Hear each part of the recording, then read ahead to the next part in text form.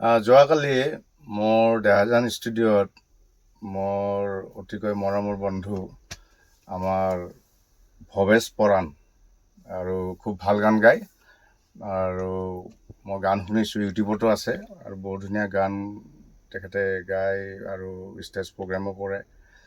আৰু মই এটা নতুন গীত গাম, ভাল লাগিছে, মোৰ লিৰিক্সটো টিউনটো ভাল লাগিছে।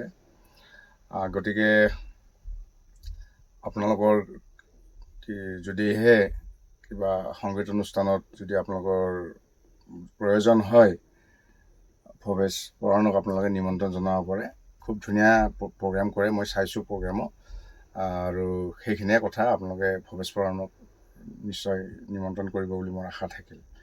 আৰু লগতে ভৱেশ পৰাণ আৰু মোৰ ভাইটি জুমনজিৎ, আৰু কিন্তু ইয়াৰ নামো ভৱেশ। আমি আচলতে আমি তিনিটা ভৱেশ, এইপিনে ভৱেশ, এইপিনে ভৱেশ, এইপিনে ভৱেশ, তিনিটা ভৱেশ।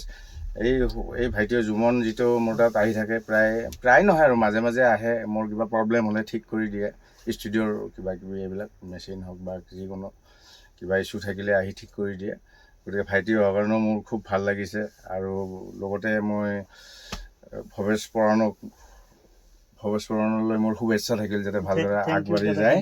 আৰু আপোনালোকে যিকোনো অনুষ্ঠানত আপোনালোকে ভৱেশ পৰাণক ইনভাইট কৰিব বুলি আশা থাকিল। ধন্যবাদ।